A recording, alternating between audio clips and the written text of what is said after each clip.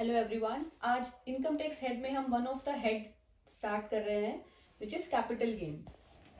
यहाँ पर गेन जो वर्ड है it stands for either profit और लॉस, यानी कि इस केस में पॉजिटिव इनकम भी हो सकती है और नेगेटिव इनकम भी हो सकती है। सेकेंडली हम बात कर रहे हैं कैपिटल गेन की, तो दैट मीन्स यहाँ पर कैपिटल एसेट का ट्रांसफर होता है, ट्रांसफर ऑफ कैपिटल एसेट। ठीक है, तो ट्रांसफर ऑफ कैपिटल एसेट करने से जब भी किसी असेसी को प्रॉफिट या लॉस होता है तो that income is taxable under the head capital gain. ठीक है, तो यहाँ इस चैप्टर में हम तीन चीजें बेसिकली डिस्कस करेंगे। पहली कि कैपिटल एसेट क्या होती है, मीन्स कैपिटल एसेट में इनकम टैक्स पर्पज से कौन कौन सी एसेट्स इंक्लूड की जाती हैं। Second term which we are going to discuss is transfer of assets, कि ट्रांसफर किसे कहते हैं टैक्सेशन में। And third one is calculation of capital gain, कि किस तरह से कैपिटल गेन को कैलकुलेट किया जाता है for income tax purpose. These three things are the basis of this chapter, जो हम एक एक करके डिस्कस करेंगे। पहली चीज जो हम डिस्कस करने वाले हैं इनसे भी पहले, वो है बेसिस ऑफ चार्ज, जो इस हेड का सबसे पहला सेक्शन है। किस बेसिस पर हम कैपिटल गेन को टैक्सेबल करेंगे या कब, कौन से ईयर की इनकम इसे माना जाएगा। तो जिस प्रीवियस ईयर में एसेट को ट्रांसफर कर दिया जाता है उसी पर्टिकुलर ईयर में इनकम मान ली जाती है। तो ऐसा जरूरी नहीं ना कि जिस साल में हमने एसेट को ट्रांसफर किया है उसी साल में हमें उस एसेट की ट्रांसफर से पेमेंट भी मिल जाएगी।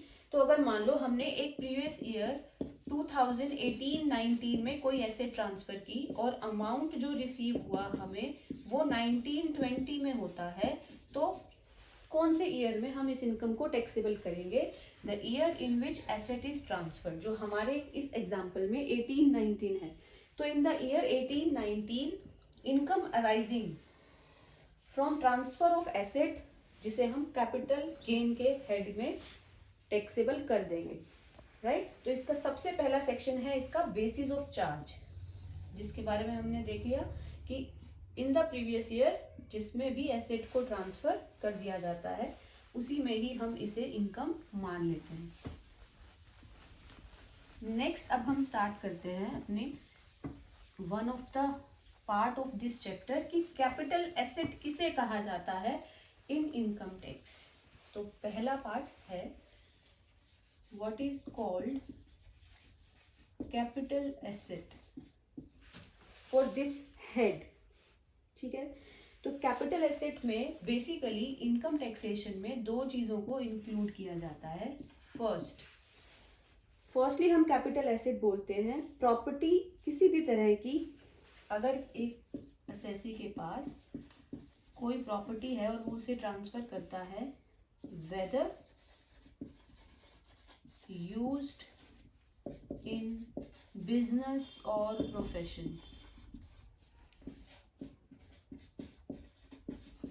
और नॉट, मीन्स कोई भी प्रॉपर्टी चाहे वो बिजनेस के लिए यूज की गई है या नहीं, वो हर प्रॉपर्टी कैपिटल एसेट में आती है, राइट।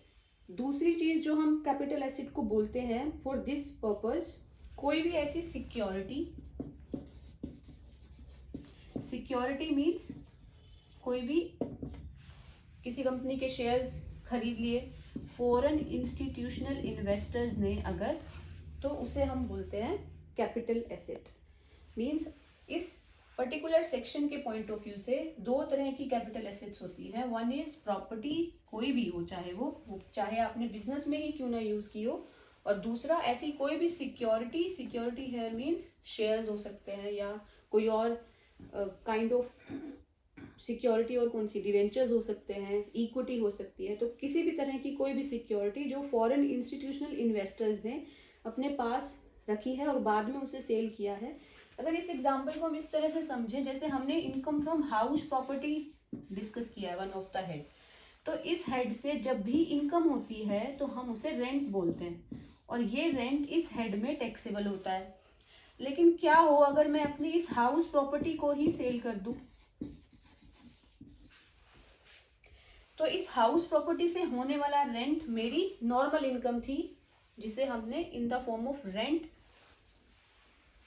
टैक्सेबल किया। लेकिन अगर हम इस हाउस प्रॉपर्टी को ही सेल कर दें तो इससे होने वाली इनकम हमारी कैपिटल गेन हेड में आएगी।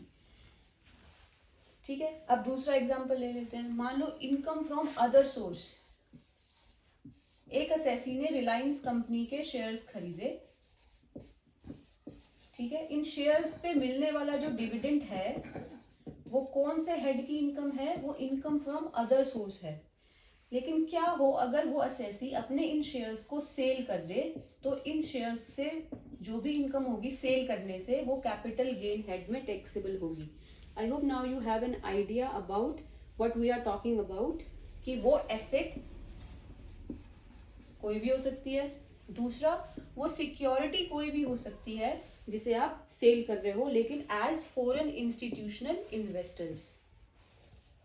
ठीक है, नेक्स्ट, और कैपिटल एसेट में कुछ एक्सेप्शंस एडिशंस किए गए हैं टाइम टू टाइम, कि हम अभी ये डेफिनेशन बहुत वाइड हो गई ना, कि आपने हर प्रॉपर्टी को इंक्लूड कर दिया, एवरीथिंग, चाहे वो आप पर्सनल यूज के लिए यूज कर रहे हो या फिर बिजनेस के लिए यूज कर रहे हो। तो इसीलिए इसे थोड़ा सा डिफाइन करने की जरूरत हुई इनकम टैक्सेशन के पॉइंट ऑफ व्यू से, तो इसीलिए फर्दर इसे थोड़ा सा डिफाइन किया गया है। तो कैपिटल एसेट हेयर मीन्स कोई भी एसेट, मूवेबल भी हो सकती है, नॉन मूवेबल भी हो सकती है। मूवेबल मतलब कौन सी एसेट मूवेबल्स होती हैं? बोलो, या तो कार्स, शेयर्स मूवेबल हैं,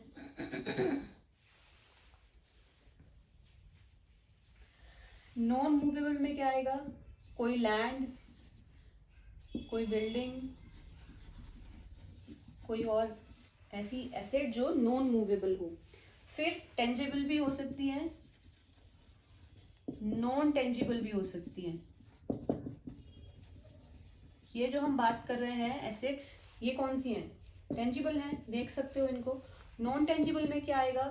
जैसे पेटेंट्स, पेटेंट्स भी तो एसेट होते हैं, इन्हें अगर हम किसी को सेल करेंगे तो उससे भी हमें प्रॉफिट या लॉस होगा, तो वो नॉन टेंजिबल में आ जाएगा।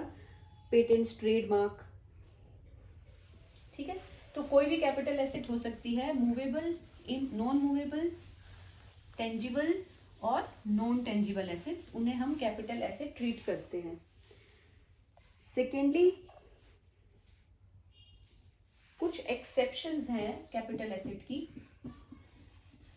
कि एक्सेप्शंस का मतलब यहां पर क्या है कि इन चीजों को कैपिटल एसेट ट्रीट नहीं किया जाएगा, not treated as capital asset for this purpose. अब ऐसी कौन कौन सी चीजें हैं जिन्हें हम कैपिटल एसेट नहीं मानते फॉर इनकम टैक्स पर्पस? सबसे पहले आता है कमर्शियल गुड्स,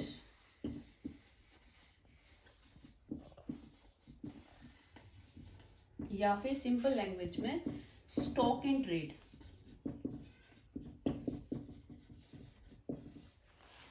ठीक है, फॉर एग्जाम्पल अगर XY लिमिटेड एक बिजनेस है और वो कुछ गुड्स को सेल करके प्रॉफिट अर्न करते हैं, तो उन्होंने इन गुड्स को कहीं स्टोर किया हुआ होगा या बनाई होंगी, तो क्या इन गुड्स को सेल करने से जो भी इनकम आएगी वो कैपिटल गेन होगा? नहीं, वो तो हम कौन से हेड में टैक्सेबल करते हैं? PGBP में, profit and gains of business and profession, क्योंकि ये नॉर्मल काम है किसी भी बिजनेस का, गुड्स को सेल परचेज करना, उससे होने वाली इनकम इस हेड में टैक्सेबल होगी, ना कि कैपिटल गेन हेड में। तो एक नॉर्मल बिजनेस अगर स्टॉक इन ट्रेड रखता है तो उसे सेल करने से जो इनकम होगी वो PGBP में टैक्सेबल होगी, ना कि कैपिटल गेन में। तो पहली एक्सेप्शन क्या हो गई इसकी, कि कमर्शियल गुड्स, जो आप नॉर्मली गुड्स सेल परचेज करते हो, उनसे जो इनकम होगी वो कैपिटल गेन में नहीं, PGBP में टैक्सेबल होगी। नेक्स्ट आता है पर्सनल इफेक्ट, या पर्सनल पर्पस के लिए जो एसेट्स यूज की जाती हैं उन्हें हम कैपिटल एसेट की कैटेगरी में नहीं रखते फॉर इनकम टैक्स पर्पस। क्यों है ऐसा? फॉर एग्जाम्पल, जैसे जो हमारी पर्सनल, अब कार ही है फॉर एग्जाम्पल, हम कार का एग्जाम्पल लेते हैं। कार हम पर्सनल के लिए भी यूज कर लेते हैं और बिजनेस के लिए भी यूज कर लेते हैं। हमने सैलरी हेड में पढ़ा था ना कि कार का ट्रीटमेंट कैसे किया जाता है बिजनेस के अंदर, पहली चीज। दूसरी ये कि बिजनेस में ना हमें हर एक एसेट पे डेप्रिसिएशन की फैसिलिटी मिल जाती है, लेकिन पर्सनल जब भी हम कोई एसेट यूज करते हैं तो यहाँ पर तो डेप्रिसिएशन का कोई फंडामेंटल रूल नहीं है। तो इसीलिए टैक्सेशन अथॉरिटीज ने कहा कि कोई भी ऐसी एसेट जो पर्सनल यूज के लिए यूज की जाती है उसे हम कैपिटल एसेट नहीं मानेंगे। तो इसका मतलब जो कार है, ठीक है, या फिर फर्नीचर है, ये चीजें क्या हो जाएंगी? कैपिटल एसेट की कैटेगरी से बाहर हो जाएंगी। अब देखो इसका क्या रीजन है। इसमें दो चीजें हैं। पहली तो वो मूवेबल होनी चाहिए। पर्सनल इफेक्ट के केस में हम बात कर रहे हैं एक्सेप्शंस की, जो कैपिटल एसेट्स नहीं होती हैं, जिसमें हम डिस्कस कर रहे हैं पर्सनल यूज के लिए जो भी एसेट्स हम यूज करते हैं, लेकिन उसकी कंडीशन क्या है कि वो मूवेबल होनी चाहिए। तो ऐसी कोई भी मूवेबल एसेट जो पर्सनल यूज के लिए यूज की जाती है उसे हम कैपिटल एसेट नहीं मानते। तो फॉर एग्जांपल हमने बात की, जैसे कार है, फर्नीचर है, ठीक है। तो इस तरह से ये जो कार और फर्नीचर है ये कैपिटल एसेट की कैटेगरी में फिर नहीं आते हैं। लेकिन इसमें भी फिर कुछ एक्सेप्शंस हैं, यानी कि कुछ ऐसी चीजें जो बहुत प्रीशियस होती हैं। फिर असेसी ने बहुत सोचा ना, तो उसने क्या कहा? उसने कहा कि मेरे पास गोल्ड है, सिल्वर है, ये भी तो मूवेबल एसेट्स हैं, तो इसका मतलब ये भी कैपिटल एसेट में नहीं आएंगे। फिर तो टैक्सेशन अथॉरिटीज ने कहा नहीं, ऐसा नहीं है, ये है तो मूवेबल एसेट्स, लेकिन इन्हें हम कैपिटल एसेट की कैटेगरी में रखते हैं क्योंकि ये प्रीशियस हैं। तो गोल्ड, सिल्वर या फिर कोई प्लेटिनम स्टोन है जो बहुत कॉस्टली आते हैं, उन्हें हम इस कैटेगरी में रखते हैं, यानी कि ये जो चीजें हैं ये कैपिटल एसेट कही जाती हैं। अब कई बार ऐसा होता है, कुछ लोग अपने क्लोथ में कुछ इस तरह का वर्क कराते हैं, गोल्ड वर्क कराते हैं, या फिर कुछ स्टोन्स जो बहुत कॉस्टली होते हैं उन्हें लगवाते हैं, तो फिर वो क्लॉथ्स क्या बन जाएंगे? उनकी कैपिटल एसेट बन जाएंगे। अदरवाइज तो हर कोई इन तरह की चीजों को बहुत फ्रीली यूज करना स्टार्ट कर देगा। तो ऐसा ना हो और लोग इस चीज का फायदा नहीं उठाएं, इसीलिए इस एक्सेप्शन को रखा गया है कि गोल्ड, सिल्वर या कोई इस तरह का प्लेटिनम, कोई कॉस्टली जो चीजें हैं वो चीजें हम कैपिटल एसेट मानते हैं। तो वैसे मूवेबल जो भी चीजें होती हैं वो कैपिटल एसेट नहीं होती हैं, लेकिन जो प्रीशियस चीजें हैं, जैसे कुछ पेंटिंग्स भी होती हैं, आर्ट वर्क, पेंटिंग्स। अब कोई पेंटिंग अगर 20 लाख रुपए की कोई अपने लिए यूज करता है पर्सनल यूज के लिए, अब है तो ये भी मूवेबल और पर्सनल यूज में यूज की गई है, लेकिन क्योंकि ये कॉस्टली एसेट है इसीलिए इसे कैपिटल एसेट माना जाता है। तो इस तरह से कुछ पर्सनल इफेक्ट की चीजें हैं, पर्सनल यूज की चीजें हैं, लेकिन क्योंकि वो बहुत कॉस्टली हैं तो इसीलिए उन्हें कैपिटल एसेट की कैटेगरी में रखा गया है। ठीक है, तो gold, silver, platinum, paintings, drawings, sculptures, ठीक है, ये सारी चीजें सभी कैपिटल एसेट का पार्ट होती हैं। नेक्स्ट इसमें आता है, एक्सेप्शंस की हम बात कर रहे हैं, नेक्स्ट आता है एग्रीकल्चर लैंड। तो एग्रीकल्चर लैंड को हम कैपिटल एसेट नहीं मानते हैं, एक्सेप्शंस में दिया हुआ है। एक्सेप्शंस में अभी तक हमने क्या डिस्कस किया है? पहला कमर्शियल गुड्स, दूसरा पर्सनल यूज की मूवेबल एसेट्स, लेकिन इसकी भी कुछ एक्सेप्शंस फिर हमने डिस्कस की, क्या कैपिटल एसेट होंगी, कौन कौन सी होंगी, यानी कि इसकी एक्सेप्शन क्या है? वन इज गोल्ड, सिल्वर, ठीक है, ज्वेलरी, पेंटिंग्स, आर्ट वर्क जो कॉस्टली होता है बहुत, पेंटिंग्स, ये सारी चीजें कैपिटल एसेट कही जाती हैं। ठीक है, अब हम नेक्स्ट बात कर रहे हैं एग्रीकल्चर लैंड की।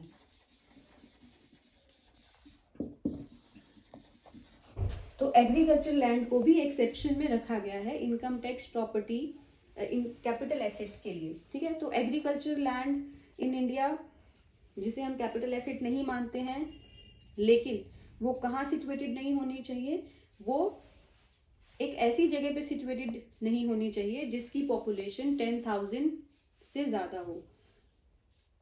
ठीक है, तो एक ऐसी जगह पे जहां पर आपकी एग्रीकल्चर लैंड है और वहां की पॉपुलेशन 10,000 से ज्यादा नहीं है, तो ऐसी एग्रीकल्चर लैंड को हम कैपिटल एसेट नहीं मानते हैं।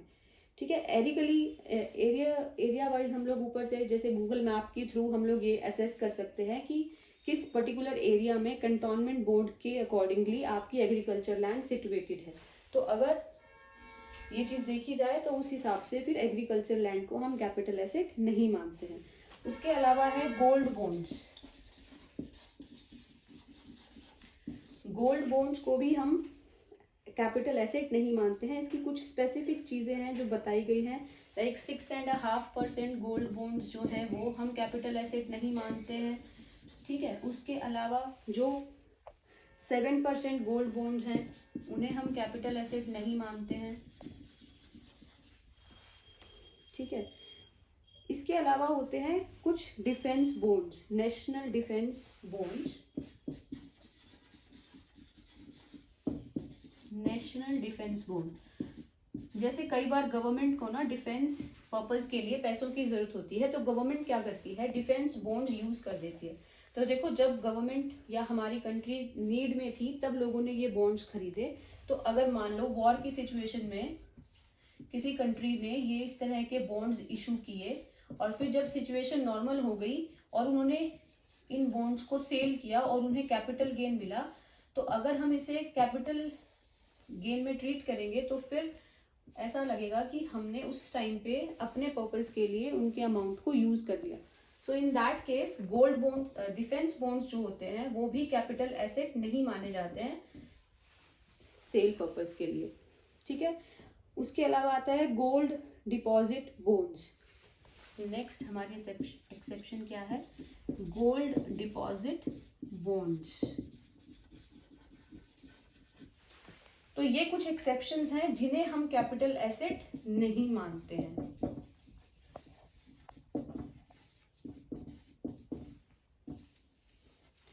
आई होप आपको फर्स्ट पार्ट क्लियर हुआ होगा कैपिटल गेन का, विच इज कैपिटल एसेट किसे कहते हैं और कैपिटल एसेट में क्या इंक्लूड नहीं किया जाता है, right. So this is about the first part of your capital gain head, capital asset.